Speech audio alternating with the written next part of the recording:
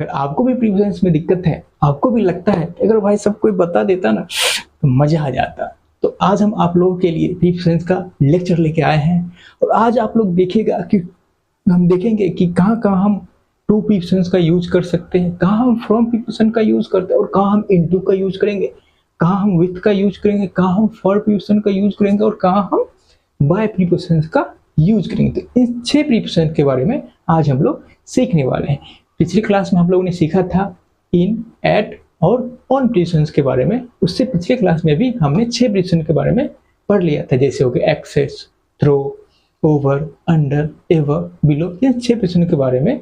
तो कुल मिला के 9 प्रीपोजिशन के बारे में हम लोगों ने डिस्कस कर लिया है और आज फिर से अगले 6 प्रीपोजिशन के बारे में हम लोग डिस्कशन करने वाले हैं। तो चलिए स्टार्ट करते हैं, एक एक करके डिस्कशन करना है कि टू प्रीपोजिशन कहाँ यूज किया जाएगा, फ्रॉम प्रीपोजिशन कहाँ यूज किया जाएगा, इनटू प्रीपोजिशन कहाँ यूज किया जाता है। तो मैंने कहा ये जो टू प्रीपोजिशन है इसका हम यूज करते हैं डेस्टिनेशन के लिए, डेस्टिनेशन के लिए कि उसका अंतिम लक्ष्य कहाँ है, फाइनली वो कहाँ तक पहुंचेगा। जब हमें ये बताना हो तो हम टू प्रीपोजिशन का यूज करते हैं, जैसे he is going to hospital, he is going to school, या फिर डायरेक्शन बताना हो वहां भी हम इसका यूज करते हैं। एग्जाम्पल आएगा, सब क्लियर हो जाएगा। पहले हम जान लेते हैं कि कहाँ कहाँ इसका यूज किया जाता है। अब इसके बाद जब हमें रिलेशन शो करना हो, रिलेशन शो करना हो कि वो मेरा कौन है, he is father to me, he is mother to me, he is friend, he is a friend to me, तो जहां हमें रिलेशन शो करना हो वहां भी हम टू प्रीपोजिशन यूज करते हैं। दूसरा, जब हमें बताना हो कि जो चीज है उसको रिसीव कौन करे, जैसे ही हैज लैंड, उसने दिया, क्या दिया, 5000 मनी टू सरल, तो सरल क्या हो गया, रिसीवर हो गया। तो रिसीवर के लिए भी हम टू प्रीपोजिशन का यूज करते हैं। ठीक, इतना यूज हो गया। अब हम देखते हैं फ्रॉम प्रीपोजिशन कहाँ कहाँ यूज होता है। तो एक तो हो गया सोर्स, सोर्स का कहने का मतलब जैसे वेरियस रिवर, जैसे गंगा अराइजेस फ्रॉम कहाँ, हिमालय। तो हिमालय क्या है, एक सोर्स है जहां से गंगा ओरिजिनेट हो रही है, निकल रही है। तो सोर्स के लिए क्या यूज करते हैं, फ्रॉम। दूसरा गिवर, अगर किसी ने कुछ दिया तो किसने दिया, जैसे बोला है ही हैज बोरोड, उसने लिया, किससे लिया, 5000 मनी फ्रॉम कमल। तो कमल से हमने क्या किया, बोरो किया, बोरो मतलब किया, लिया। तब देने वाला कौन है, गिवर कौन है, कमल है। तो giver, he has given, he has borrowed 5000 money from, किससे, कमल। तो कमल क्या है, मैंने उसे लिया है, वो गिवर। तो गिवर के लिए भी हम फ्रॉम प्रीपोजिशन का यूज करते हैं। और हमारे पास कुछ वर्ब्स हैं उनके साथ भी हम फ्रॉम प्रीपोजिशन का यूज करते हैं, जैसे different, different from, different from इस चीज से डिफरेंट है। सफर फ्रॉम, डेसिस्ट फ्रॉम, डेसिस्ट मतलब क्या होता है, रोकना। Refrain from, abstain from, prevent from, prevent from किसी चीज से रोकना। protect from, derive from, I have derived this equation from that equation, ऐसा बोलते हैं, मैं derive किया, या फिर कहीं चीज से निकाला गया। दूसरा extract from, extract मतलब क्या होता है, निकालना कहीं चीज से, extract from। exempt from, कहीं छूट देते हैं, तो exempt from। तो इन सब वर्ड के साथ भी हम from यूज करते हैं। abstain का मतलब क्या होता है, बचना। abstain का मतलब क्या होता है, बचना, किसी चीज से बचना, बचना। abstain from, किससे बचना, किसी चीज से। abstain from tiger, abstain from loss, बचना। prevent हो गया प्रिवेंट, रेसिस्ट और रिफ्रेन। इस तीनों का मतलब क्या होता है? रोकना। रोकना। प्रिवेंट मतलब रोकना, रेसिस्ट मतलब रोकना, रिफ्रेन मतलब रोकना, प्रोटेक्ट।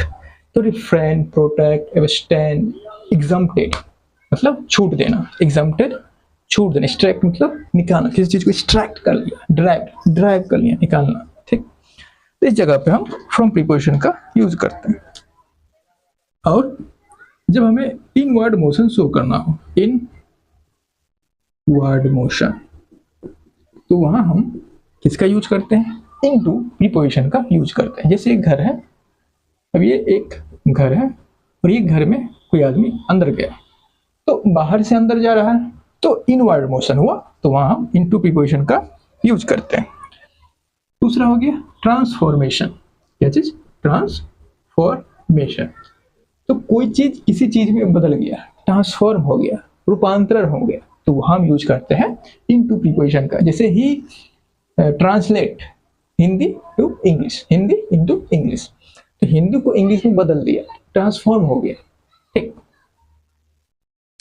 ये हो गया हमारा कि हमने ये समझ लिया कि इनटू कहाँ यूज करते थे। हमें ये पता चला कि जब हमें किसी के डेस्टिनेशन को बताना होगा, फाइनली वो कहाँ जाने वाला है, या फिर उसके डायरेक्शन को बताना हो, या फिर हमें कहीं रिलेशन शो करना हो कि वो कैसे रिलेटेड है किसी चीज से, या फिर हमें ये बताना हो कि उस चीज का कोई चीज है तो उसको रिसीव कौन करने वाला है, तो उस केस में हम लोग टू प्रीपोजिशन का यूज करते हैं। उसके बाद हमने ये बताया जो फ्रॉम प्रीपोजिशन है उसका कहाँ यूज करते हैं। जैसे कोई सोर्स है, तो सोर्स क्या है किसी चीज का, जैसे गंगा ओरिजिनेट हो रहा है, तो गंगा कहाँ से ओरिजिनेट हो गया, हिमालय क्या हो गया, सोर्स हो गया, तो सोर्स के लिए हम लोग यूज करते हैं फ्रॉम प्रीपोजिशन। गिवर, तो जैसे किसी ने दिया, बोरो किया, मैंने, तो हमने बोरो किया, तो हमको किसी ने पैसा दिया होगा, तो जिससे ने हमें पैसा दिया, वो उस वहां क्या हम प्रीपोजिशन यूज करेंगे गिवर के लिए, फ्रॉम प्रीपोजिशन। और कुछ हमारे वर्ब जैसे different, suffer, prevent, protect, exempted, abstain, refrain, desist, तो ये सारे जो वर्ड्स है इनके साथ भी हम फ्रॉम प्रीपोजिशन का यूज करते हैं। और क्या देखा हमने? इनटू, इनटू का जब ट्रांसफॉर्मेशन हो रहा है, मतलब एक चीज से दूसरी चीज में रूपांतरण हो रहा है, बदल रहा है, तो वहां भी इनटू। अगर हमें इनवर्ड मोशन शो करना, कोई चीज बाहर से अंदर जा रहा है, तो वहां हम इनटू प्रीपोजिशन का यूज करते हैं। अब चलिए कुछ एग्जांपल देखते हैं और समझने की कोशिश करते हैं, तो और भी ज्यादा क्लियर होगा। तब तक नोट कर लीजिए कि कहाँ कहाँ यूज किया जाता है।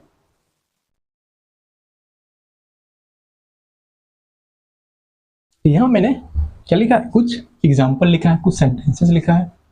लिखा है कि he has translated the poem dash English, मतलब किसी और लैंग्वेज में था और उसने उस लैंग्वेज से इंग्लिश में क्या कर दिया? ट्रांसफॉर्म कर दिया। यहाँ मीनिंग निकल रहा है क्या करने का?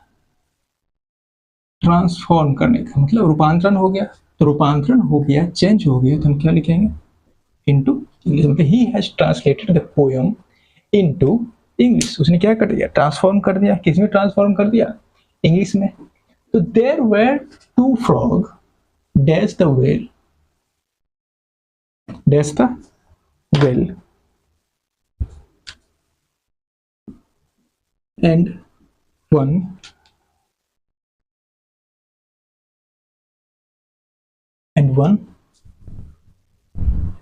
dash the well, one more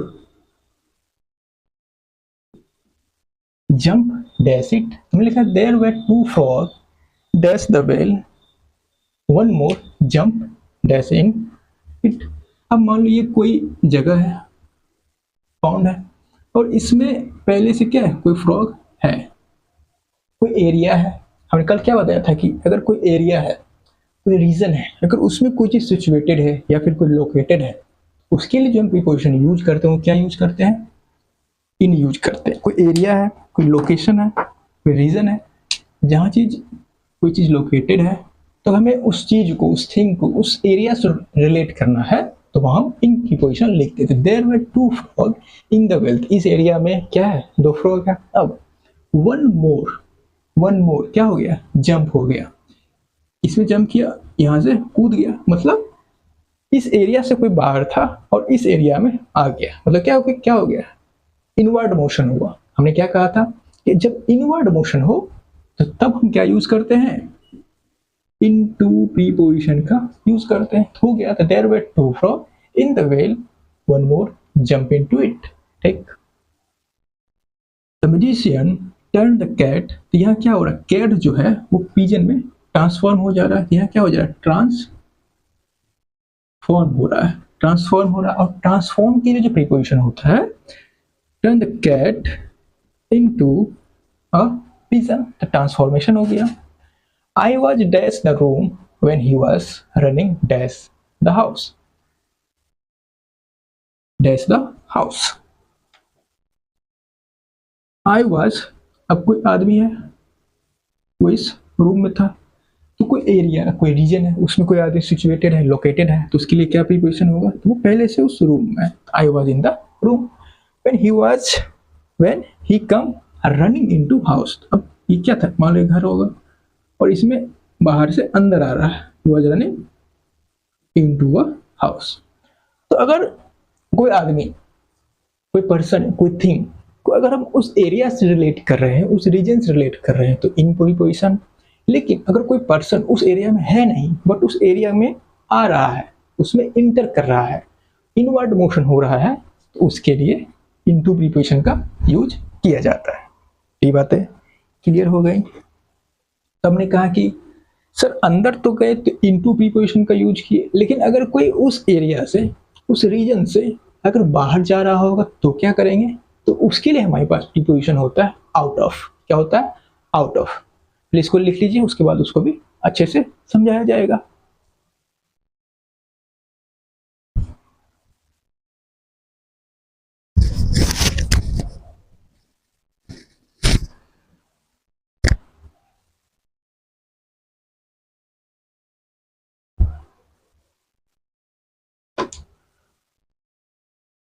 तो हमने ये देखा कि अगर कोई चीज ट्रांसफॉर्म हो रहा है, किसी चीज में बदल रहा है, तो हम इनटू प्रीपोजिशन यूज करते हैं। अगर कोई चीज बाहर से अंदर आ रहा है, किसी एरिया में है नहीं और उस एरिया में इंटर कर रहा है, तो भी हम इनटू प्रीपोजिशन का यूज करते हैं। ये सब हमने देख लिया, तो हमें कुछ बातें क्लियर होनी चाहिए। क्या, मान लो ये कोई एरिया है, तो एरिया है, एक एरिया है, या फिर कोई रीजन है, स्थान है। अब इस एरिया और रीजन में अगर कुछ चीज है, इस एरिया में कोई चीज है, लिखेंगे a boy is in the room. ठीक, हम क्या कर रहे हैं, इस बॉय को इस रूम से रिलेट कर रहे हैं जो कि उस एरिया और रीजन के अंदर है। अब एक मान लो लड़की है, अब वो उस एरिया में है नहीं बट वो उसमें इंटर कर रही है, उसमें इंटर कर रहा है, कर रही है। तो a girl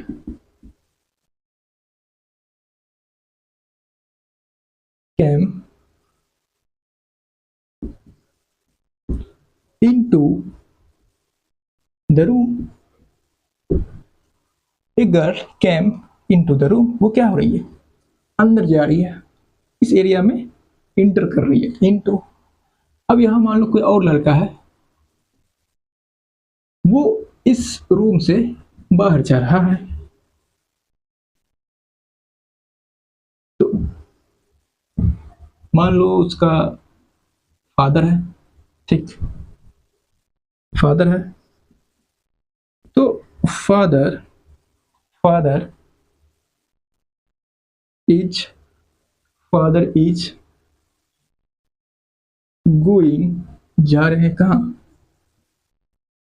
out of the room. मतलब अगर आप उस पर्सन को इस पर्सन के लिए लिख रहे हो जो यही है, तो इन, जो अंदर जा रहा है, बाहर से उस एरिया में इंटर कर रहा है, तो इनटू, और इस एरिया से अगर बाहर निकल रहा है तो आउट ऑफ प्रीपोजिशन का यूज किया जाएगा। ठीक, तो इनटू कब यूज करेंगे हमने देखा, और आउट ऑफ कब यूज करेंगे वो भी हमने देखा। From outside to inside, from inside to outside। ठीक, कब क्या यूज करेंगे पता चल गया।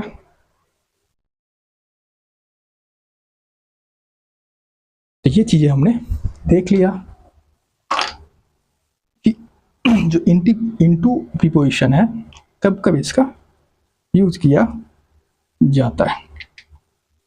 तो इनटू प्रीपोजिशन पर डिस्कस हो गया।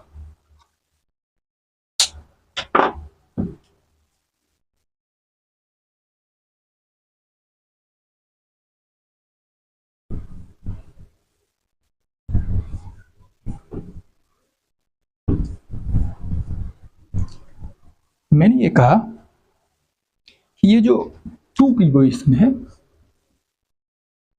इसको हम यूज करते हैं रिलेशन शो करने के लिए। क्या चीज शो करने के लिए? रिलेशन शो करने के लिए। जैसे मैंने लिखा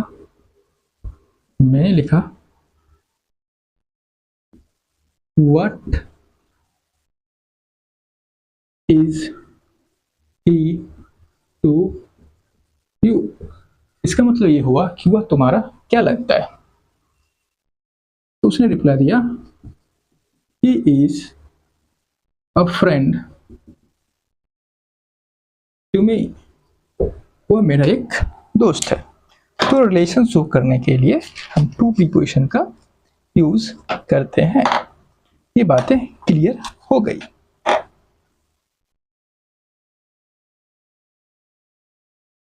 What is he to you?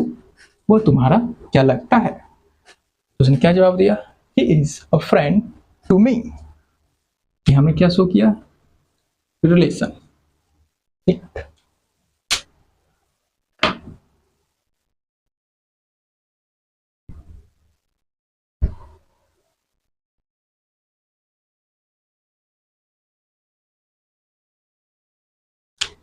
लिखा एक और he your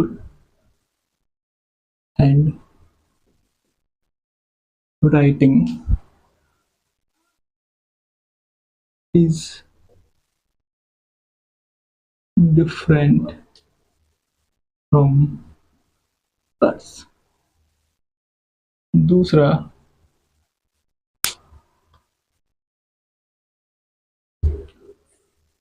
तो क्या होगा?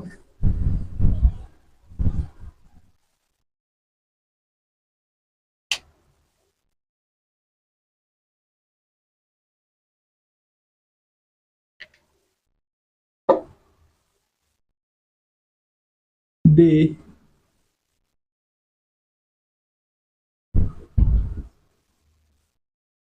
could not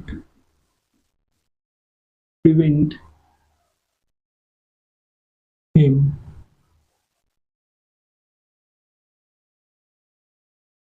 join the group।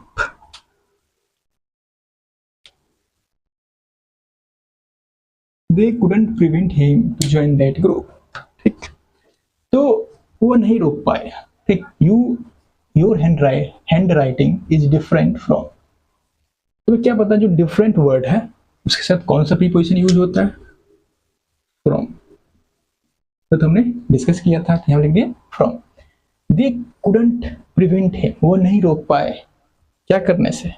To join that. किसको नहीं रोक पाए? They couldn't prevent him to join that group. तो जो आम आदमी पार्टी है वो क्या कर नहीं कर पाया? जो आम आदमी पार्टी है और राघव चड्ढा को नहीं रोक पाया बीजेपी ज्वाइन करने से। ठीक है, they couldn't prevent him to join that group. हमें क्या पता था कि जो प्रिवेंट है, जो प्रिवेंट वर्ड है उसके साथ फ्रॉम प्रीपोजिशन यूज होता है। हमने क्या लिखा? फ्रॉम। अब हमें क्या पता है जब हम फ्रॉम प्रीपोजिशन यूज करते हैं तो प्रीपोजिशन के साथ अगर हम किसी वर्ब को ऑब्जेक्ट बनाना चाहते हैं तो हमें उसका जिरन फॉर्म लिखना होता है। ठीक, दे couldn't prevent him from joining that group. ठीक, ये हो गया।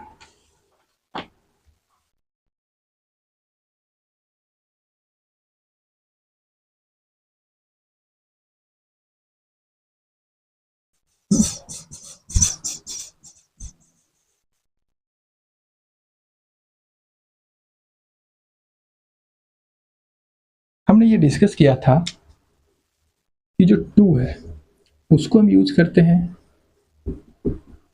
रिसीवर के लिए, और जो हम फ्रॉम यूज करते हैं उसको हम यूज करते हैं इसके लिए, गिवर के लिए। तो इस पर एक सेंटेंस देखते हैं।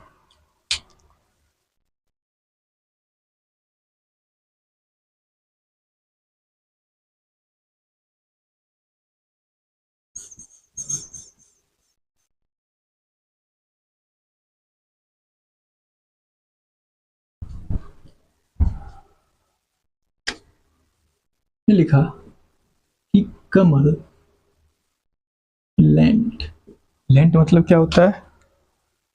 उधार देना। ₹5,000 टू सरल। दूसरा, कमल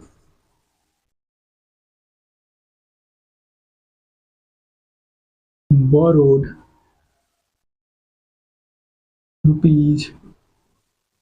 ₹5,000 from सरल। मेरे मुंह से खुद ही सही निकल जा रहा है, हम क्या कर सकते हैं।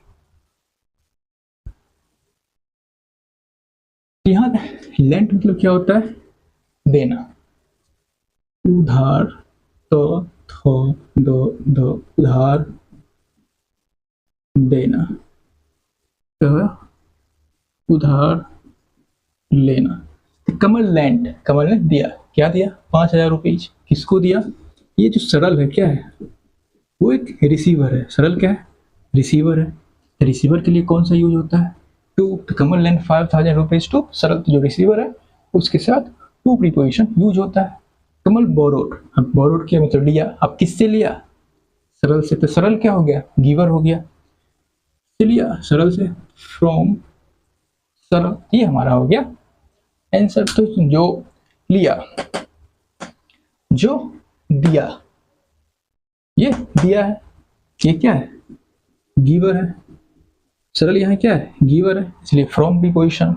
यहाँ सरल क्या है? रिसीवर है, तो टू प्रीपोजिशन।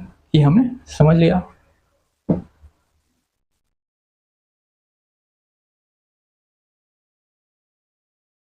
ये हमारा कौन सा लेक्चर चल रहा है? 2 3 छठा लेक्चर शायद चल रहा है।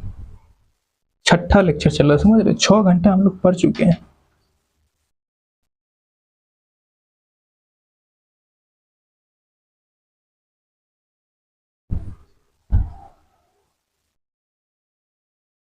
एक सेंटेंस मैंने लिखा कि Mohan is kind his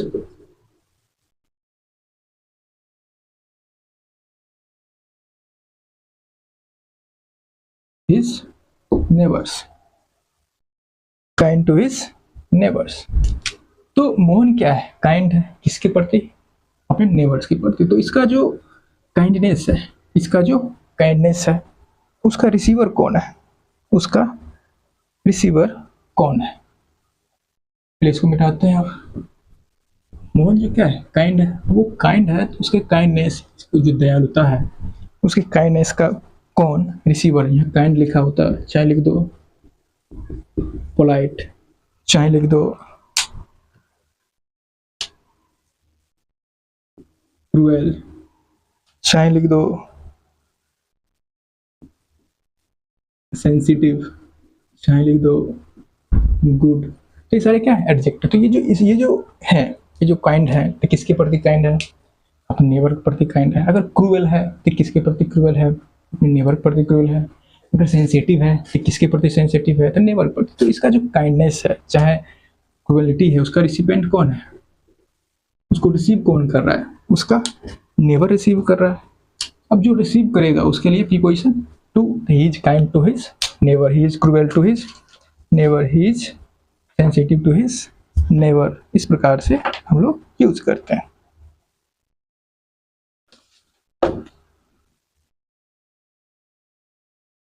land, land, land, जो हमने लिखा था लैंड, लैंड क्या था? सेकेंड फॉर्म था। लैंड क्या होता है? First form. Borrow, borrowed, borrowed, तो ये होता है वर्ब की फर्स्ट फॉर्म सेकेंड फॉर्म। ये आपको खुद ही याद करना है।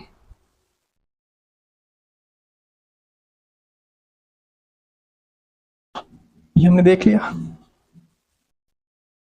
उसके बाद हमने ये बताया था कि ये जो टू है इसको हम यूज करते हैं डेस्टिनेशन के लिए, और जो फ्रॉम है इसका यूज करते हैं हम सोर्स के लिए। इस पर भी हम कुछ एग्जाम्पल देखते हैं। तो मोहन के kindness, he is kind to me, he is polite to me, he is sensitive to me, he is good to me, तो वहां टू प्रीपोजिशन यूज होता है। ये हमने देख लिया। जैसे मान लो कोई किसी को लेटर भेजा, ही Saint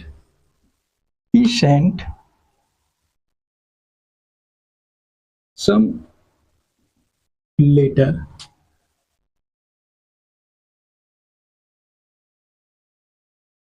dash this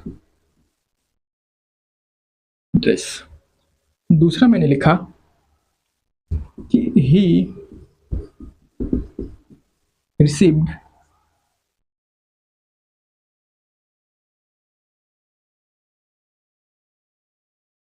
some letter dash from this address. ठीक, दो सेंटेंस हमारे पास, इस पर चर्चा चलेगा। अब लिखा he sent some letter dash this address. तो उसने क्या किया, जो ही है, ही क्या किया, उसने लेटर भेजा। सेंट मतलब भेजा, मतलब मैंने मान लो मैं लेटर भेज रहा हूँ, मैं मान लो लेटर भेज रहा हूँ, तो ये जो मैं हूँ, मैं किसी एड्रेस पर भेज रहा हूँ, मान लो ये एड्रेस है जहाँ मैं भेज रहा हूँ, तो ये जहाँ लेटर जाएगा वो क्या हो गया, उसका डेस्टिनेशन हो गया। ये जो दिस एड्रेस है वो क्या है, डेस्टिनेशन है। तो डेस्टिनेशन के लिए क्या यूज होगा, to. He receive some letter dash this address. अब उसने रिसीव किया, मान लो मैं ये हूँ और यहाँ से कोई हमारे पास लेटर आया, तो अब ये जो दिस एड्रेस है जहाँ से ये लेटर आया वो क्या हो गया, एक सोर्स हो गया। जहाँ से ये लेटर आया ये हो जाएगा फ्रॉम, यहाँ हो जाएगा फ्रॉम।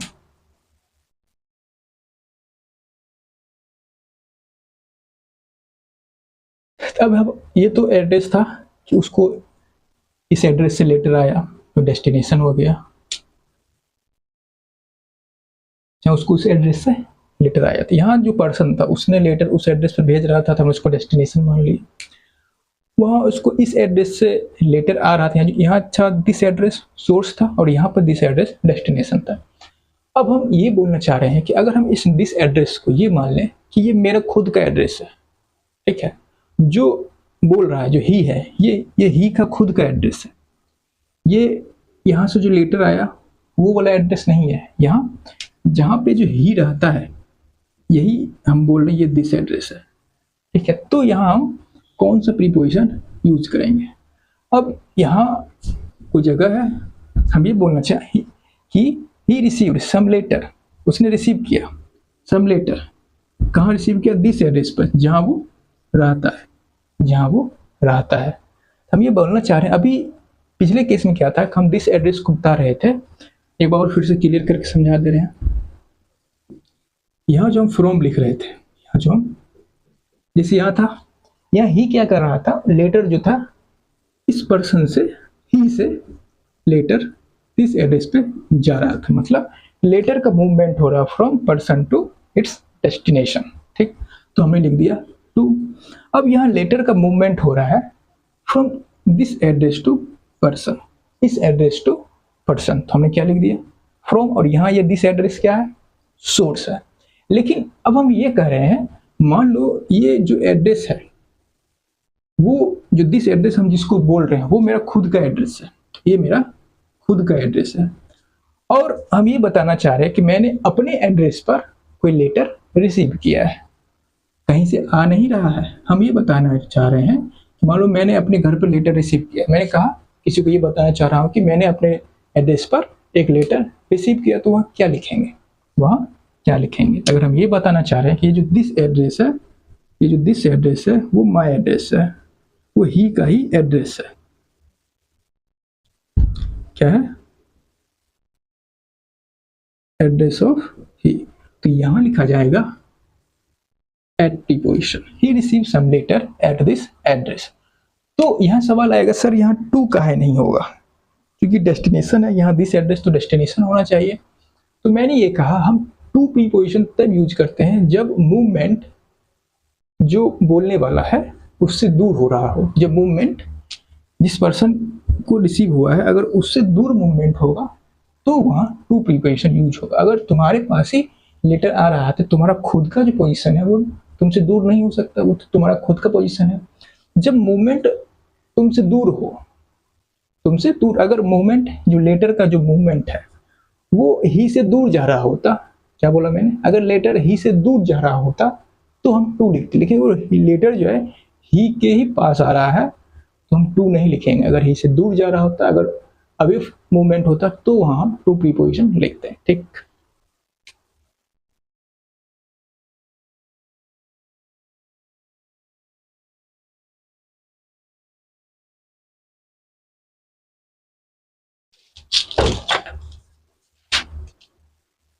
तो हमको क्या पता चला कि हम टू प्रीपोजिशन नहीं लिख सकते। क्यों नहीं लिख सकते? क्योंकि जो टू प्रीपोजिशन, टू जो पॉइंट होता है, टू वाला जो पॉइंट होता है वो हमेशा पर्सन से दूर का पॉइंट होता है। पर्सन खुद के लिए टू यूज नहीं कर सकता जहाँ वो रिसीव, अगर वो पॉइंट पर्सन से दूर होता है, यानी कि अगर ये पॉइंट जिसको वो बता रहा है अगर वो पर्सन जैसे ही है, ही यहाँ से भेज रहा है, ये दूर, उससे दूर वाला पॉइंट है तो टू यूज करेगा। लेकिन ही, ये जो पर्सन है वो अपने से दूर का पॉइंट को नहीं रेफर करना चाहिए, जहाँ पर वो है उसी पॉइंट को रेफर कर रहा है तो वहाँ वो टू नहीं यूज करेगा। अपने से दूर वाले पॉइंट को रेफर करना है तो हम टू प्रीपोजिशन यूज करते हैं। क्लियर?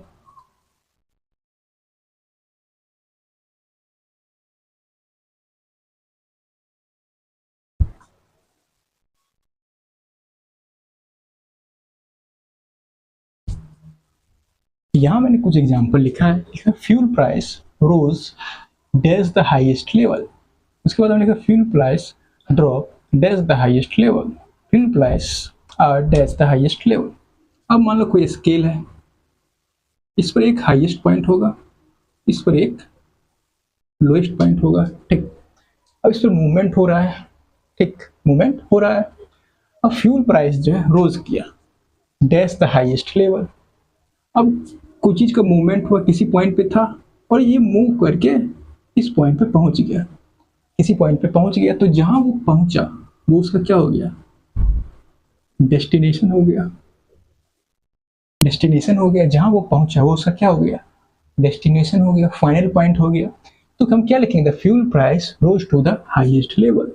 तो कहीं पे था, कहीं पे था, अब कहीं से वो किसी पॉइंट पे पहुंच गया, किसी पॉइंट पे पहुंच गया, तो फाइनली वो जहां पहुंचा वो उसका क्या हो गया? डेस्टिनेशन। तो वहां टू प्रीपोजिशंस आएगा। फ्यूल प्राइस ड्रॉप, अब मान लो फ्यूल प्राइस कहीं पे होगा, किसी पॉइंट पे है, और इस पॉइंट से ड्रॉप होके कहीं चले आया, तो जहां से ड्रॉप हुआ, जहां से ड्रॉप हुआ वो क्या हो गया? एक सोर्स हो गया, या हम बोल सकते हैं ओरिजिन हो गया, ओरिजिन हो गया। तो जहां से वो ड्रॉप के एक सोर्स, वो ओरिजिन, तो उसके लिए क्या लिखेंगे? फ्रॉम। उसके लिए क्या लिखेंगे?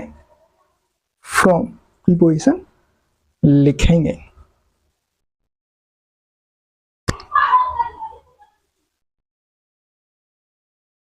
ठीक, अब fuel price are dash at highest. तो यहाँ क्या कर रहे थे? एक मूवमेंट हो रहा था, कोई किसी पॉइंट पे था, किसी पॉइंट से ऊपर जा रहा था, फाइनली कहीं तक पहुंचा, तो जहां तक पहुंचा वो क्या हो गया? एक डेस्टिनेशन हो गया। कहीं से स्टार्ट होकर कहीं पहुंचा, फाइनली किसी पॉइंट पे गया, जहां तक वो गया वो उसका डेस्टिनेशन हो गया, इसलिए उसने हमने टू प्रीपोजिशन लिखा। अब यहाँ पे किसी पॉइंट पे था और ड्रॉप होते हुए किसी पॉइंट पे पहुंचा था, जहां से वो ड्रॉप हो रहा है वो क्या है? एक ओरिजिन है, वो सोर्स है जहां से वो ड्रॉप हो रहा है। तो जहां से ये ड्रॉप हो एक ओरिजिन है, तो ओरिजिन के लिए कौन सा प्रीपोजिशन होगा? फ्रॉम। अब यहाँ हम कुछ नहीं बता रहे, हम बता रहे हैं कि जो फ्यूल प्राइस है उसका क्या स्टेट है, स्केल पे है और यहाँ इस पॉइंट पे हम ये उसका सिर्फ स्टेट बताना चाह रहे हैं, वो इस स्टेट में हाईएस्ट लेवल पे है, लोएस्ट लेवल पे है। यहाँ हम कोई मूवमेंट नहीं शो कर रहे हैं, हम बता रहे हैं कि वो किस पॉइंट पे है। क्योंकि हम कोई मूवमेंट नहीं शो कर रहे हैं, बस उसका स्टेट बता रहे हैं, तो हम बताएंगे fuel price is at the highest level. ठीक, ये हमारा बात हो गया, समझ गए।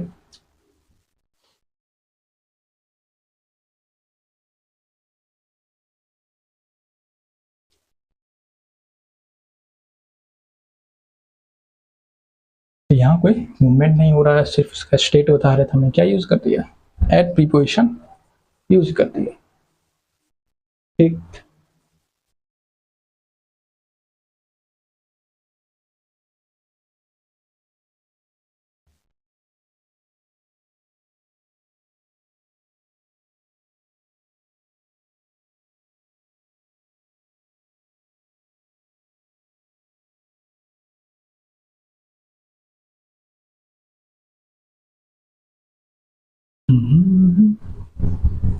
है बनाया तो अमर।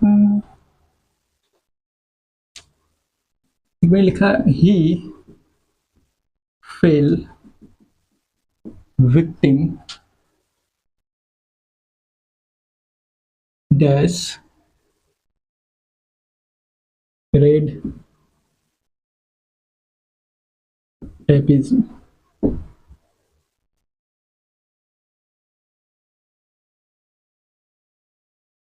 He is a victim dash red tapism। तो he fell victim dash red tapism। अब कोई चीज अगर गिरता है तो क्या होता है, उसमें मूवमेंट होता है। फेल विक्टिम, अगर कोई चीज गिरता है तो क्या होता है, उसमें मूवमेंट होता है और फाइनली वो अपने डेस्टिनेशन तक पहुंचता है, जहां तक वो गिर के पहुंचता है। तो चूंकि फेल हो रहा है तो वहाँ मूवमेंट हो रहा है। ठीक, क्योंकि वह मूवमेंट हो रहा है तो वहाँ क्या लिखेंगे, टू लिखेंगे, क्योंकि वो गिरने के बाद किसी डेस्टिनेशन तक पहुंचा है। ठीक, अब हमें ये बताते कहाँ से गिरा है, तो हम फ्रॉम लिखते। अगर हमें मूवमेंट हो रहा हो, कोई चीज़ में मूवमेंट हो रहा है, कहीं से गिर के कहीं पहुंचा है, कहीं से गिर के कहीं पहुंचा, तो कहाँ से गिरा है अगर ये बता रहे हैं तो फ्रॉम, और कहीं से गिर के कहीं पहुंचा तो कहाँ पहुंचा है अगर ये बता रहे हैं तो टू प्रीपोजिशन का यूज करें। He fell victim to red tapism. Red tapism मतलब लाल फीता शाही। लाल फीता शाही मतलब ऑफिस में जाते होते चक्कर लगवाते रहता है कि ये काम है, हाँ हो जाएगा।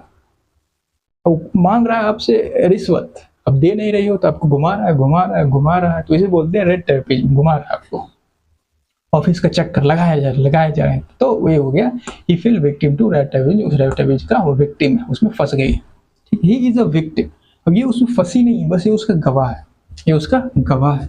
ही is a victim of red tapism. यहाँ जवाब है he is victim of whose. He is victim of whose. तो जब हमें हुज का रिप्लाई लिखना होता है तो हम ऑफ प्रीपोजिशन का यूज करते हैं या फिर पॉजेसिव केस का नाउन यूज करते हैं। He is victim of whose of red tapism. वही लाल फीता शाही उसकी गवाह है, उसने देखी है कि क्या क्या होता है, कैसे चक्कर लगवाया जाता है, उसे बोलते हैं रेड टेपिज्म। ठीक, ये हो गया हमारा 3 प्रीपोजिशन हमने देख लिया। तो अब हम लोग देखेंगे बाय, उसके बाद फॉर, उसके बाद विथ प्रीपोजिशन। ठीक,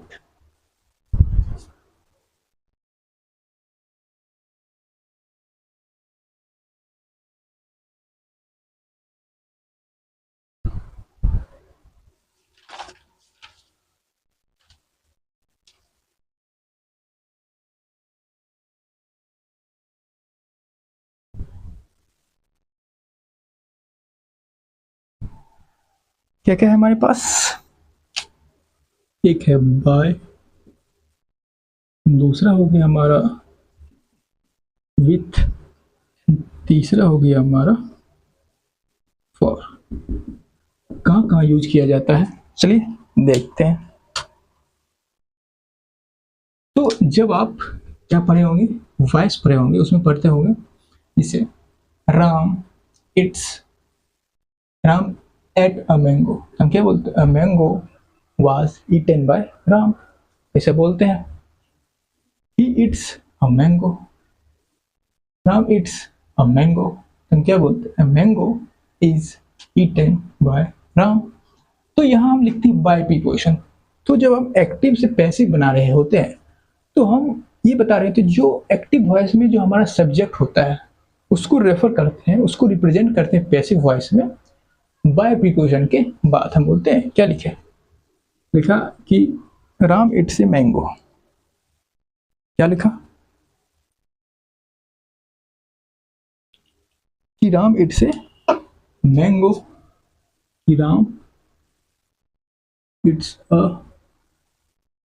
मैंगो, मैंने लिखा कि राम आम खाता है। तो इसका जब हम पैसिव बनाए तो a mango is eaten by Ram, ऐसा मैंने लिखा। ये बाय प्रीपोजिशन क्या कर रहा है, डूअर को रिप्रेजेंट कर रहा है कि एक्टिव वॉइस में कौन सा डूअर था। तो डूअर को रेफर करने के लिए हम बाय प्रीपोजिशन का यूज करते हैं, डूअर को रेफर करने के लिए हम बाय प्रीपोजिशन का यूज करते हैं पैसिव वॉइस में। दूसरा, डिग्री को बताने के लिए, जैसे the price of fuel is increase by 20%, तो 20% से इंक्रीज हो गया डिग्री में। The price of fuel is increase by 200, मतलब इसमें 200 रुपया प्लस हो गया। तो डिग्री को रेफर करने के लिए डिग्री को जब प्रीपोजिशन होता है वो क्या होता है, बाय होता है, ठीक। उसके बाद प्लेस को, प्लेस का भी प्रीपोजिशन होता है, इसे होता है, एग्जांपल देखेंगे। डेडलाइन, डेडलाइन है, जैसे बोलते हैं by the end of Monday, by the end of Sunday you have to finish the work, by the end of Thursday you have to finish the work. ये क्या हो गया, डेडलाइंस। हम उसको डेडलाइंस देखते हैं कि तुमको इस तारीख तक ये करना होगा। By the end of Monday you will have to do this work, ठीक। ये सब बातें हो गई, डेडलाइन हो गई। उसके बाद ट्रांसपोर्टेशन, जिसका चर्चा हमने किया था जब आर्टिकल पढ़ रहे थे, उसमें हमने किया था कि जब हम जनरल मीन्स ऑफ ट्रांसपोर्ट का बात करते हैं, बाय कार, बाय बस, बाय ट्रेन, जब हम स्पेसिफिक मीन्स ऑफ ट्रांसपोर्ट की बात करते हैं, in the car, in their car, on the car, ऐसा करके यूज करते हैं। ये चर्चा हो चुका है। ये वॉइस में डूअर को रेफर करने के लिए ये हम पढ़ चुके हैं। डेडलाइन जब हम पढ़ेंगे ये कंडीशनल, उसमें पढ़ाया जाएगा। तो डिग्री का एग्जांपल देखेंगे, प्लेस का एग्जांपल देखेंगे। दूसरा होता है प्रोसेस, प्रोसेस का भी प्रीपोजिशन होता है, जैसे he break the lock open, he break the lock open by cutting. By cutting क्यों लिखा, तो कटिंग एक प्रोसेस है, उसने ये काम को किया, तो किस प्रोसेस से किया, तो प्रोसेस का भी प्रीपोजिशन क्या होता है, बाय होता है, ठीक। अब मीन्स, इंस्ट्रूमेंट, मीन्स या इंस्ट्रूमेंट का जो प्रीपोजिशन है वो भी क्या है, विथ। हमने किस इंस्ट्रूमेंट के थ्रू कोई काम किया, अगर ये बताना हो तो भी हम विथ प्रीपोजिशन का यूज करते हैं। अब हो गया कंपनी, कंपनी मतलब किसी का साथ, कंपनी ऑफ विथ यू, ये हो गया हमारा किसी का साथ। उसके बाद एक वर्ड होता है डिस्पेंस,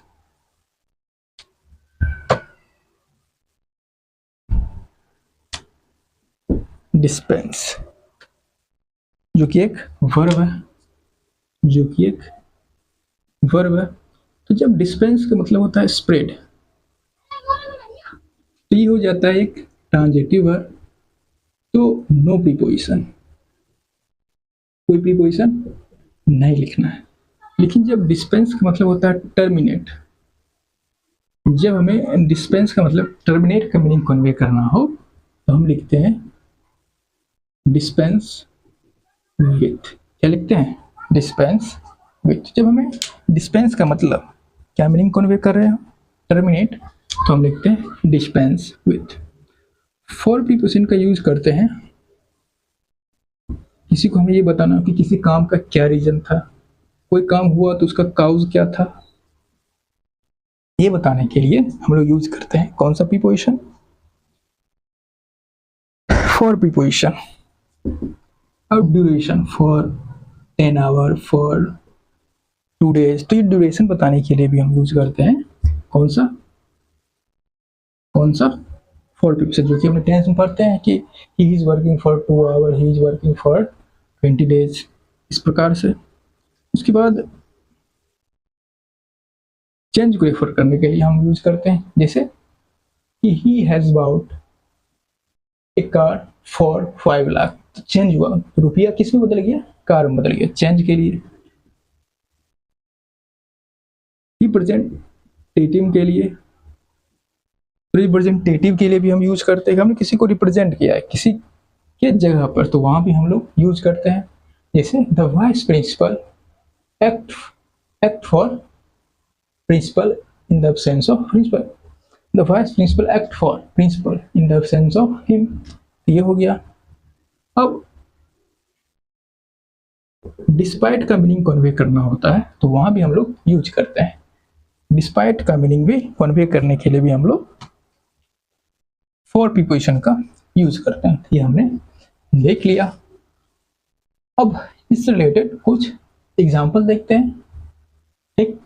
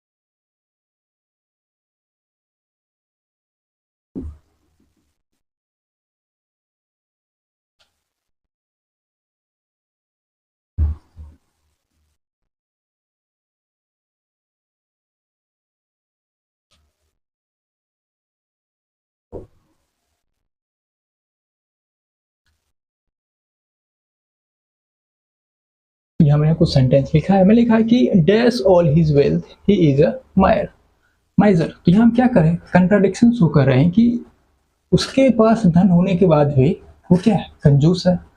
तो यहाँ हम क्या लिख सकते हैं, डिस्पाइट लिख सकते हैं, और डिस्पाइट अगर हम ना लिखना चाहें तो उसके जगह पर हम फॉर भी लिख सकते हैं, फॉर भी लिख सकते हैं, despite all his wealth he is अ माइजर, या फिर for all his wealth he is अ माइजर, कुछ भी लिख दें। तो डिस्पाइट का मीनिंग कन्वे करना हो तो भी हम फॉर प्रीपोजिशन का यूज कर सकते हैं, for all his wealth he is अ माइजर, या फिर लिखें for all his wealth he is अ माइजर, या फिर हम लिखें यहाँ हम क्या क्या लिख सकते हैं, डिस्पाइट लिख सकते हैं, इंस्पाइट ऑफ लिख सकते हैं, ये दोनों ही लिख सकते हैं। Spite of all his wealth he is अ माइजर, हमें कंट्राडिक्शन शो करना है। दे have dispense of my service, dispense of my service, उसने क्या कर दिया, मेरा सर्विस लेना बंद कर दिया, मतलब मेरे सर्विस को टर्मिनेट कर दिया। तो यहाँ क्या होगा, they have dispense with my service, they have dispense with my service, मतलब they have terminated my service, उसने मेरा सर्विस लेना बंद कर दिया। तो हम यहाँ डिस्पेंस का मतलब टर्मिनेट का मीनिंग कन्वे करना चाह रहे हैं, इसलिए क्या हो जाएगा, विथ हो जाएगा। ठीक, ये हमने समझ लिया।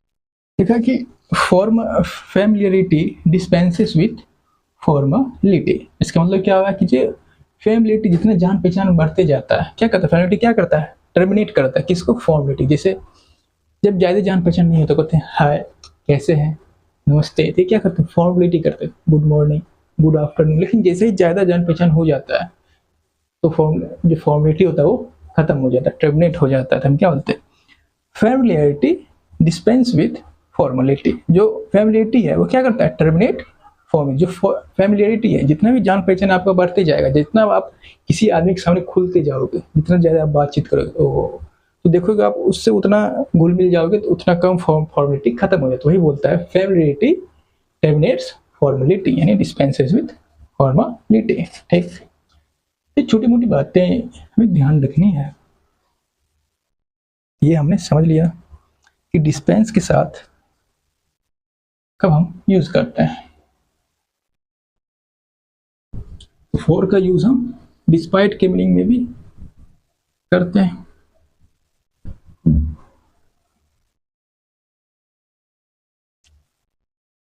जैसे लिखा ही इज स्टैंडिंग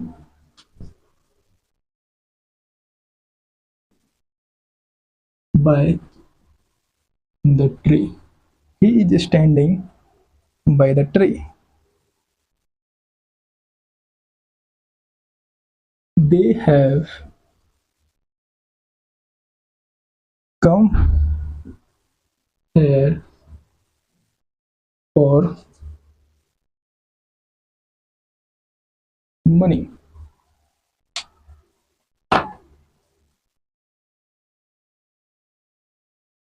तो he is standing by the tree, यहाँ क्या निकल रहा है he is standing near the tree। तो उन्हें क्या बोला था, जो बाय प्रीपोजिशन है वो क्या होता है प्लेस के लिए भी यूज होता है। और इस यहाँ और क्या लिख सकते हैं जो हम पहले पढ़ चुके हैं, he is standing beside the tree, he is standing near the tree, ये भी लिख सकते हैं। नियर भी क्या है प्रीपोजिशन ही है, beside भी क्या है प्रीपोजिशन ही है। they have come here for money, तो हम क्या बता रहे हैं पर्पस, पर्पस किसी के आने का पर्पस बता रहे हैं, वो क्यों आया है तो मनी के लिए आया है। तो जो पर्पस है कोई रीजन है, they come here, why they come here, तो वाई का रिप्लाई क्या होता है रीजन, यानी रीजन हमें बताना है तो हम क्या यूज करेंगे, रीजन के लिए कौन सा प्रीपोजिशन होता है फॉर, तो रीजन पर्पस इस सब के लिए कौन सा प्रीपोजिशन है फॉर। तो फैमिलियरिटी क्या करता है टर्मिनेट कर लेता है फॉर्मलिटी को।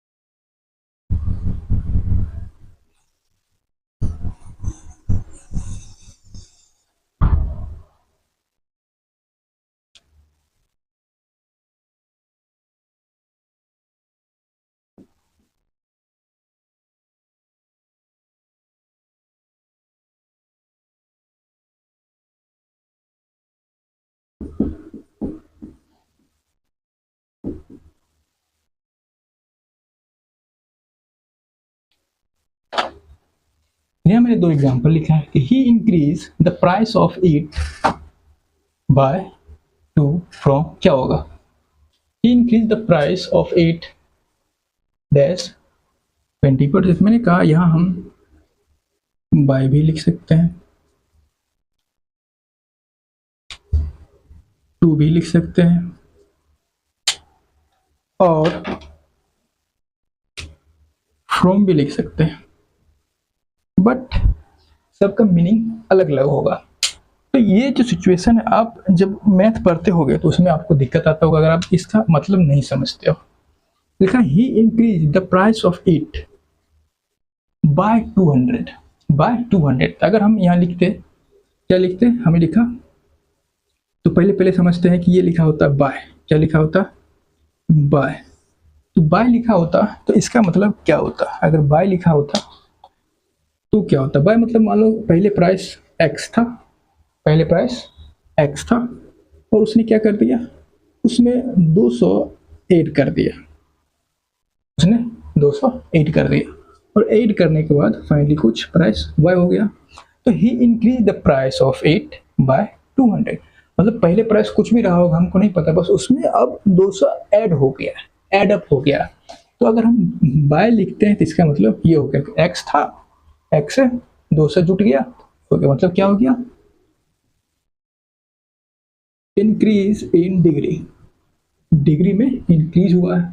तो डिग्री का प्रीपोजिशन क्या होता है? बाय। अगर हम लिखते हैं टू प्रीपोजिशन, ये increase the price of it to 200। तो पहले प्राइस एक्स था, पहले प्राइस एक्स था, ये हो गया इनिशियल। यहां भी ये क्या है? इनिशियल। और अब क्या हो गया? प्राइस 200। अब ये 200 जो क्या है, ये एक फाइनल प्राइस है। तो अगर हम 2 लिख रहे हैं इसका मतलब ये हो गया प्राइस एक्स था और एक्स से कहाँ पहुंच गया? 200 पे पहुंच गया। ये हो गया 2 का मतलब। क्या हो गया? 2 का मतलब। लेकिन जब बाय लिखे इसका मतलब कि एक्स था, एक्स में 200 जुड़ा, अब ये यहाँ फाइनल प्राइस है, यहाँ ये फाइनल प्राइस है। और अगर हम क्या लिखें? फ्रॉम प्रीपोजिशन लिखें। अगर हम फ्रॉम प्रीपोजिशन लिखें, ये increase the price of it from 200, मतलब ये हुआ कि ये 200 जो है वो हमारा इनिशियल प्राइस था। यहाँ क्या हुआ? ये जो 200 है वो हमारा इनिशियल प्राइस था अगर हम फ्रॉम लिखें, और इस 200 से प्राइस कहीं जेड पर चला गया होगा, ये हो गया फाइनल प्राइस। तो यहाँ ये बताना चाह रहा है कि पहले प्राइस 200 था, उसके बाद इंक्रीज करके कहीं चला गया, वो मान लो जेड रहा होगा। यहाँ ये बता रहा है कि पहले प्राइस एक्स था, मतलब कुछ था मतलब एक्स मतलब कुछ भी होगा, और वहां से बढ़ गया, फाइनली अब हमारे पास ये प्राइस है, ये फाइनल प्राइस हो गया। यहाँ ये इनिशियल प्राइस है अगर हम फ्रॉम लिखते हैं। अगर हम बाय लिखते हैं इसका मतलब हुआ पहले कुछ प्राइस रहा होगा और उस प्राइस में 200 जुटा, पहले कुछ प्राइस रहा होगा उसमें कुछ प्राइस जुटा और फाइनल प्राइस ये है। ठीक, ये तीनों का डिफरेंस है। अब अगर हम सेकेंड सेंटेंस में देखें, he increase the price of it dash 20%, तो यहाँ इंक्रीज इन डिग्री हो रहा है, इंक्रीज इन डिग्री हो रहा है, तो यहाँ हम सिर्फ और सिर्फ बाय लिख सकते हैं। यहाँ ऐसा नहीं पता चला कि कहाँ से बढ़ा है। ये जो डिग्री होता है, परसेंट जो होता है, ये डिग्री होता है, इसमें टू या फ्रॉम यूज नहीं किया जा सकता, हमेशा क्या होगा? बाय। ठीक, तो ये हमने समझ लिया।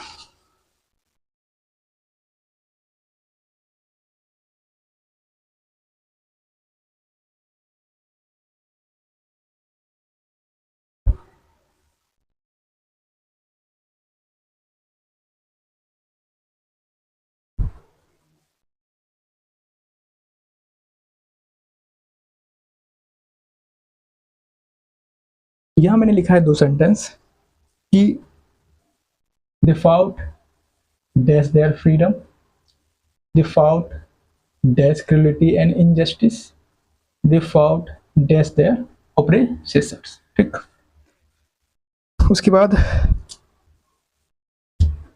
चौथा, they fought dash automatic rifles।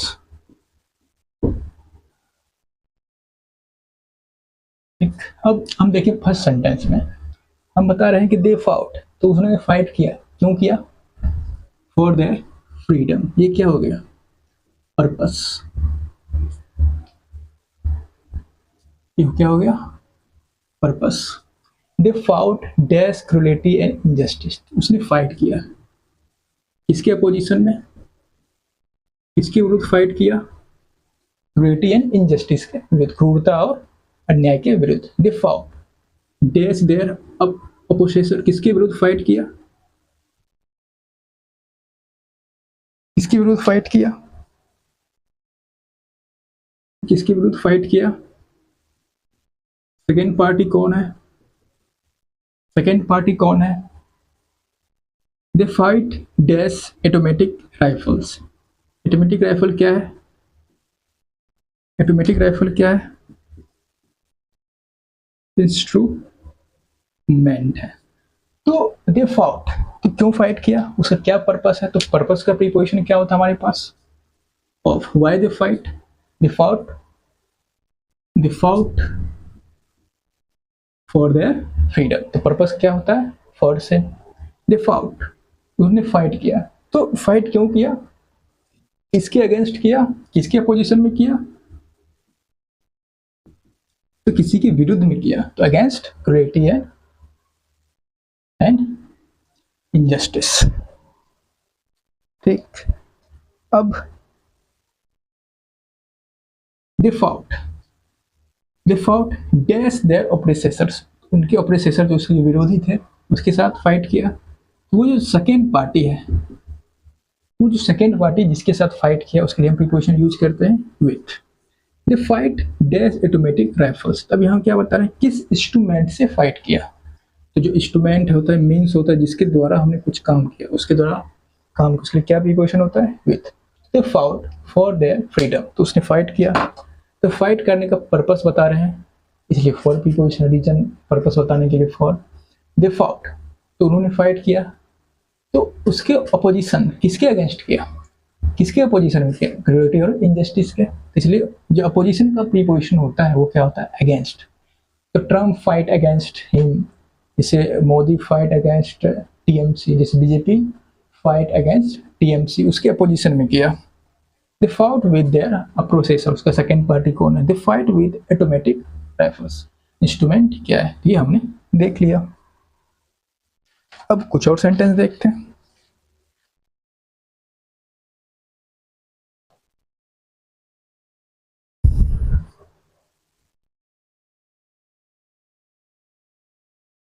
The villager tied the thief dash a nylon rope। तो विलेजर ने क्या किया? टाइड कर दिया। किसके जरिए किया? नायलॉन रॉप। ये क्या हो गया? इंस्ट्रूमेंट। तो क्या हो जाएगा? With. He face the challenge dash bravery. ये भी हमारा इंस्ट्रूमेंट ही हुआ। तो हमें क्या लगता है जो इंस्ट्रूमेंट है वो फिजिकल फॉर्म में होगा, मतलब इसको हम छू, जैसे कोई रस्सी हुआ, कोई तलवार हुआ, कलम हुआ, बंदूक हुआ, ऐसा फॉर्म है। बट ऐसा कोई जरूरी नहीं है। इंस्ट्रूमेंट फिजिकल फॉर्म में भी हो सकता है और एब्स्ट्रैक्ट फॉर्म में भी हो सकता है। बस जिसके जरिए हमने फाइट किया वो एब्स्ट्रैक्ट फॉर्म हो, फिजिकल फॉर्म में, हमें उससे कोई फर्क नहीं पड़ता है। तो हमको इंस्ट्रूमेंट के लिए सिंपली विथ प्रीपोजिशन लिखना है, चाहे वो एब्स्ट्रैक्ट फॉर्म में हो चाहे वो फिजिकल फॉर्म में हो। जैसे दे fought with determination, they fought with confidence। तो ये सारी बातें हैं। तो चाहे वो फिजिकल फॉर्म में इंस्ट्रूमेंट हो चाहे वो एब्स्ट्रैक्ट फॉर्म में हो, दोनों के लिए जो प्रीपोजिशन है विथ ही यूज किया जाता है। Kamal wrote the poem with a pen. Pen क्या हो गया हमारा? इंस्ट्रूमेंट। पेन क्या हो गया हमारा? इंस्ट्रूमेंट। इसमें हमने क्या सीखा कि जो इंस्ट्रूमेंट है वो फिजिकल फॉर्म में हो चाहे एब्स्ट्रैक्ट फॉर्म में हो, हमें दोनों के लिए ही क्या यूज करना पड़ता है? दोनों के लिए ही विथ प्रीपोजिशन यूज करना पड़ता है।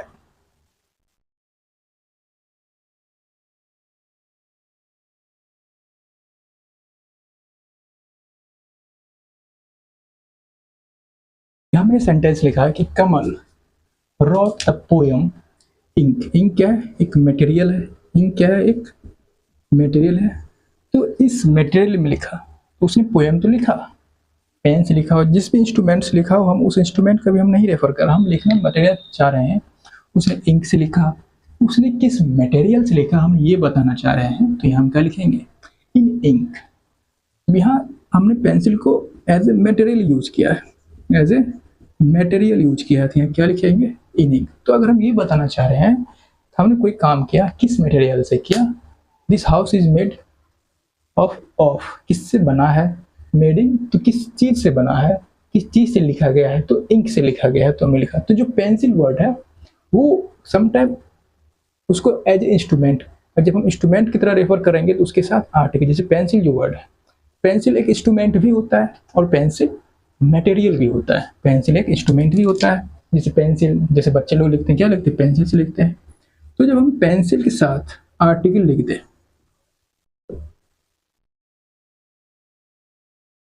अगर हम पेंसिल के साथ आर्टिकल लिख दें तो हम मानेंगे ये क्या है, कॉमन नाउन है एंड यूज्ड एज इंस्ट्रूमेंट। अगर पेंसिल बिना आर्टिकल के लिखा हो, विदाउट आर्टिकल, तो हम इसको मटेरियल मानेंगे और इसके साथ हम इन प्रीपोजिशन यूज करेंगे। अगर अ पेंसिल लिखा होता तो यहाँ हम लिखते विथ अ पेंसिल, जैसे हमें लिखा था with a pen.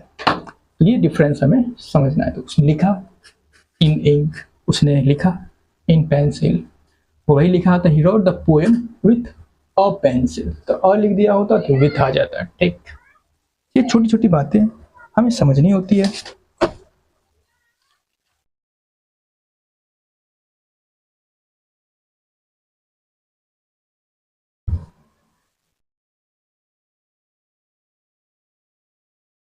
He broke the lock open, test the hammer। उसने क्या किया, लॉक को ओपन किया, किस इंस्ट्रूमेंट से, किस इंस्ट्रूमेंट से, हैमर से। He broke the lock open with hammer। He broke the lock open dash cutting। Cutting क्या है, एक प्रोसेस है, एक मेथड है, और मेथड ऑफ प्रोसेस का क्या प्रीपोजिशन होता है, bye. He broke the lock open by cutting। तो हमने ये देखा पूरा सेंटेंस तो सेम है, बस एक जगह हैमर लिखा गया तो इंस्ट्रूमेंट हो गया तो विथ लिख दिए, वही एक जगह प्रोसेस लिखा गया तो हम लोग क्या लिख दिए, बाय लिख दिए। ठीक,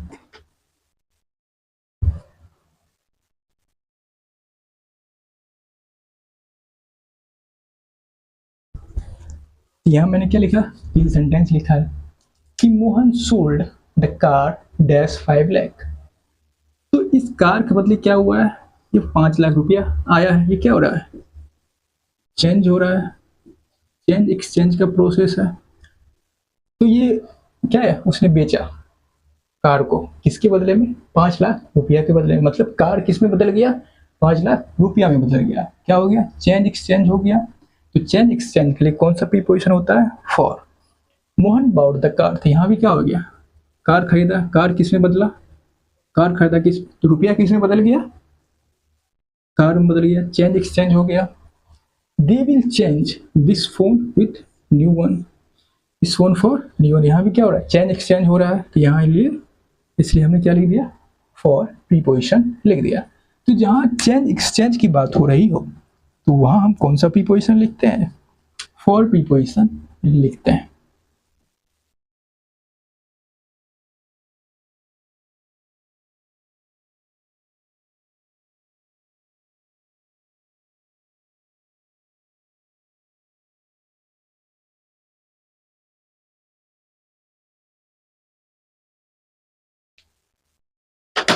ऊपर जो सेंटेंस है उसको बनाना है। तो चेंज एक्सचेंज हम लोग समझ गए, जहाँ चेंज एक्सचेंज की बात हो रही हो कि एक चीज़ के बदले दूसरा चीज़ दिया जा रहा है, तो वहाँ हम लिखते हैं for preposition, for preposition. Who will pay, who will pay the bill। अब यहाँ दोनों में क्या डिफरेंस है हमें समझना है। तो अगर हम पेमेंट करते हैं तो पेमेंट किसके बदले करते हैं, हम जो खाना खाया है उसके बदले करते हैं, या जो बिल या जो टोकन दिया जाता है उसके बदले करते हैं। तो हम जो पेमेंट देते हैं, पैसा देते हैं, हम देते हैं उस खाना के लिए, उस आइटम के लिए जो हमने खाया है, ना कि बिल के लिए। तो चेंज एक्सचेंज किससे हो रहा है? पैसा फूड के आइटम में बदल रहा है, ना कि टोकन में। तो यहाँ हो रहा है कि you will pay for the food. तो यहाँ पे यानी पैसा फूड में, क्या यहाँ चेंज एक्सचेंज हो रहा है? यहाँ पैसा फूड में बदल रहा है, यहाँ पैसा फूड में बदल है। बट यहाँ जो हम पे कर रहे हैं, बिल के बदले पे नहीं किया जाता है, बिल के बदले पे नहीं किया जाता है। बिल तो एक टोकन होता है जो हमें बताता है कि हमने कितने आइटम खाए हैं, उसमें कितना पैसा हुआ है। तो यहाँ कोई भी प्रीपोजिशन नहीं होगा। तो जब पे के बाद बिल वर्ड लिखा हो तो वहाँ कोई प्रीपोजिशन यूज नहीं करना है। अगर पे के बाद उस आइटम को लिखा गया हो जिसके बदले हमें पे करना है, तो वहाँ हम फॉर प्रीपोजिशन का यूज करते हैं। ये बातें हमें ध्यान में रखनी है। क्योंकि पेमेंट होता है आइटम के अकॉर्डिंग, बिल के एक रेफरेंस में पेमेंट नहीं किया जाता है। ठीक,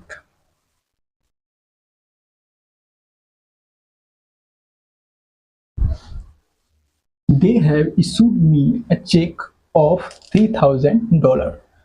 तो ये जो चेक है, जो चेक इशू किया गया है, वो क्या कर रहा है? वो चेक ही क्या कर रहा है? ये चेक रिप्रेजेंट कर रहा है किसको? $3,000 को। तो ये जो चेक क्या है? एक एक्सचेंज हो गया। चेक क्या है? एक्सचेंज है $3,000 का। तो यहाँ क्या होगा?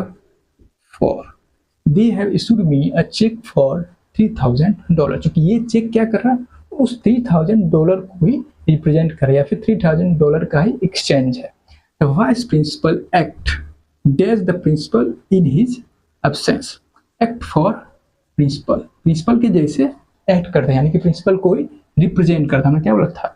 चेंज एक्सचेंज के लिए रिप्रेजेंट करता है, उस समय रिप्रेजेंटेटिव के रूप में फॉर प्रीपोजिशन का यूज किया जाता है। तो हमने किया। ठीक, तो अगर हम किसी पर्सन को रिप्रेजेंट कर रहे हैं, अगर हम किसी पर्सन को रिप्रेजेंट कर रहे हैं by the means of action, तो वहाँ लिखेंगे एक्ट फॉर। अगर हम किसी पर्सन को रिप्रेजेंट कर रहे हैं by the means of presence, तो स्टैंड फॉर। और अगर हम किसी पर्सन को रिप्रेजेंट कर रहे हैं by the means of speech, लिखेंगे speak for.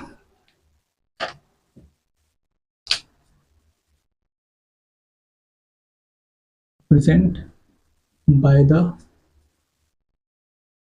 Means of action, मतलब उसके जगह पर जो काम वो कर रहा था वही काम अब क्या करेगा? वाइस प्रिंसिपल करेगा। तो bye the means of action, तो एक्ट फॉर। अगर bye the means of presence, तो उसके जगह पर हमने किसी और को प्रेजेंट कर दिया, तो bye the means of presence. उसके जगह पर मैं अगर नहीं गया, मेरे जगह पर कोई और बोलेगा, तो bye the means of speech. ये हो गया हमारा, हमने किसी को कैसे रिप्रेजेंट किया है। उस हिसाब से अगर हम स्पीक के रूप में किया है तो bye the means of speech, अगर प्रेजेंस के रूप में किया है तो bye the means of presence.